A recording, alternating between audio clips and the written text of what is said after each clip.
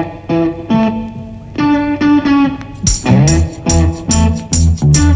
gonna tell you a story.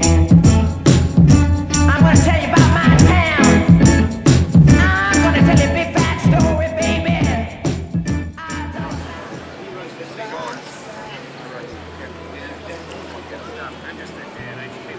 Alright, so here we are in Boston for the BAA 10K. Race goes off tomorrow morning at 8 a.m. This is my last race before the Paris Olympic Games. Using this as just another opportunity to race against an international field, against some top competition, and in likely relatively warm and humid conditions like Paris will be.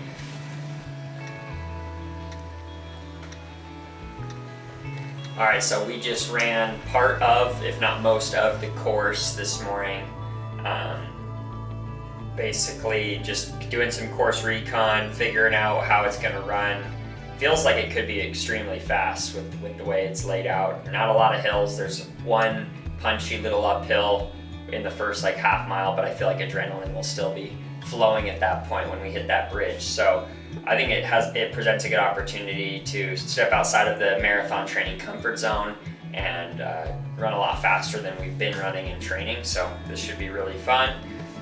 On that US 89, when you're driving out, when you're driving out of Flagstaff Sunset Crater on your right, I'm like in one of those last few neighborhoods on the left. Yeah, we did the little pre-race tune-up drills, strides. Saw some people in the Boston Commons. Somebody came up and said that they recognized me, so that's cool. That doesn't happen every day, so yeah, that was fun. Yeah, we dodged a lot of vehicles. I don't see a single person for 10 miles. You can't run 10 feet without running into someone here. You know, city running is not what I'm used to, so we did what we could to not get hit by cars. I feel like the last few weeks of training, especially my little mini camp I just recently came home from in Utah, was really good for fitness. I feel like I kind of made a big jump since Ottawa, my last race, and I'm ready to hopefully run a lot faster than I did in Ottawa and compete at a very, very high level against this field. You know, I just trained with Clayton and Connor there in Park City for the last 2 weeks before this race. Clayton will be here this weekend, which will be kind of fun. We haven't really raced each other in a few years, I don't think, and so this is our first opportunity to race each other in a while, and also a little fun, friendly rivalry heading into the Paris Games. It'll be fun to compete with each other, just see where we're at in a race setting. Like I said in the last video, guy's really fit, so I'll be keying off of him. I think he'll be a good guy to follow out there and to compete with and try to match moves with. There's also a couple other guys that I'll look to key off of. Diego Estrada, a former training partner of mine, and a guy that just set an American record in the 25K, along with the international field. It should be great racing, and I feel ready to run very, very fast if the weather and the pacing permits.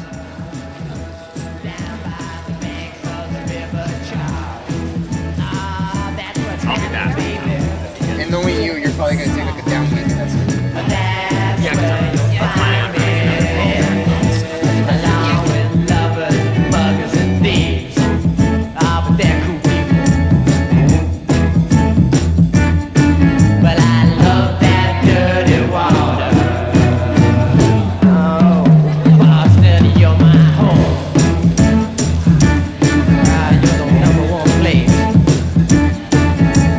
Frustrated women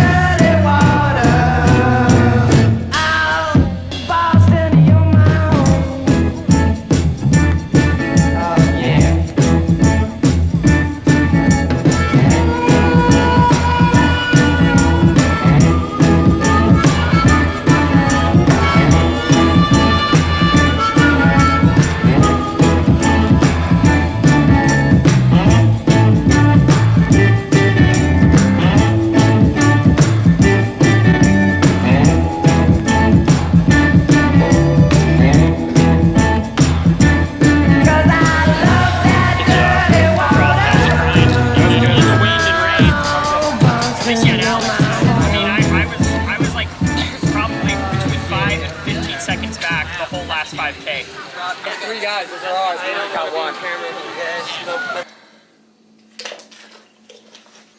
Yeah, so a little bit different than I expected things to feel out there. So in my brain, I was thinking, you know, humid, fast day, you know, get ready to rip like from the gun. And about 3 minutes before the race started, a torrential downpour began.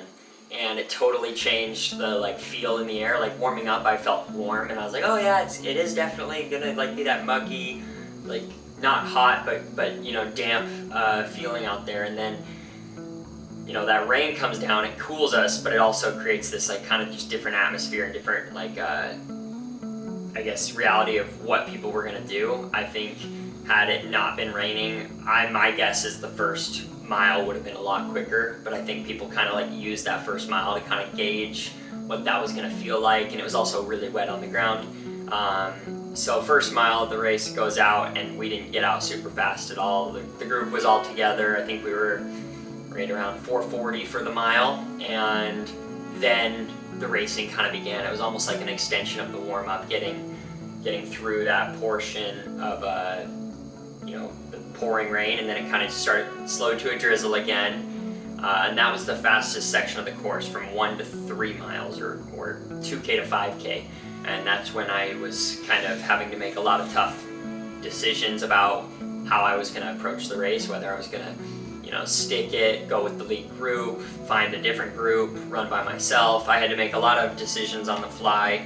I keyed off of guys like Clayton Young and Diego Estrada in the first 5K, and Diego I thought would be a great guy to key off of because he's been running really well on the US road circuit. He just set the 25K record, but I found myself kind of 3 to 5 seconds in front of him and 3 to 5 seconds behind Clayton at, you know, 2.5 miles, and just kind of stuck in no man's land.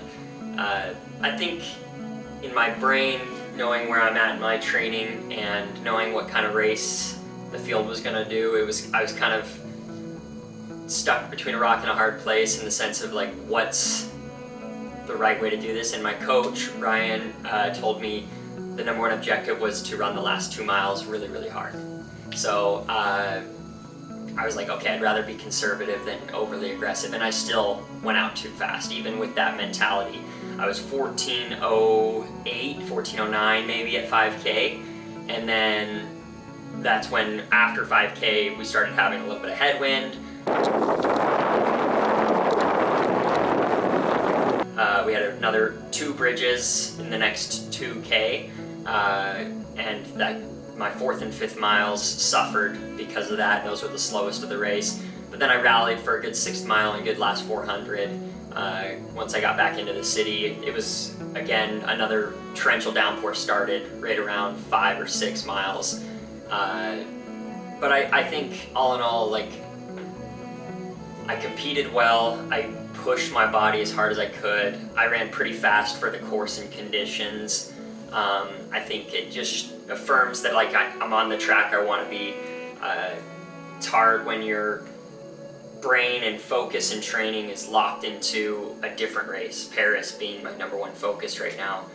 I don't feel as if I can get too amped for something like this. This is like more of like a system check and a hard workout and an opportunity to see where I'm at.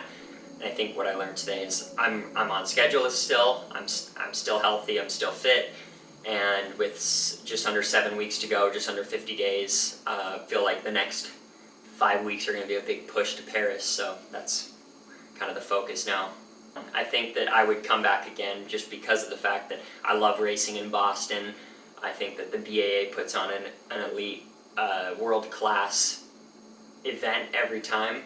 And I thought that, you know, for an opportunity in the middle to late June, to race against a world-class field, there's not too many of those opportunities. And I think that, you know, on the right year, you could run pretty fast on this course with the right field, right year. So it is a little bit hillier than I anticipated on my pre-race run because of all the tunnels and bridges that we didn't get to do when running along the Charles yesterday.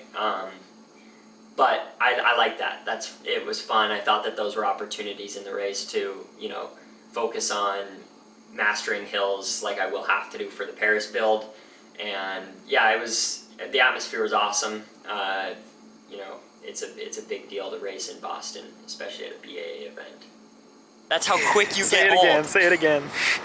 I'm 27, I'm not old. And this guy just said I'm showing my age by saying Lil Wayne Fireman song would be a sick reel. I mean, I'm not old. I'm 27. this guy, Grandpa over here. When do you reach master's status? Not for 13 more years. I'm 2/3 of the way there.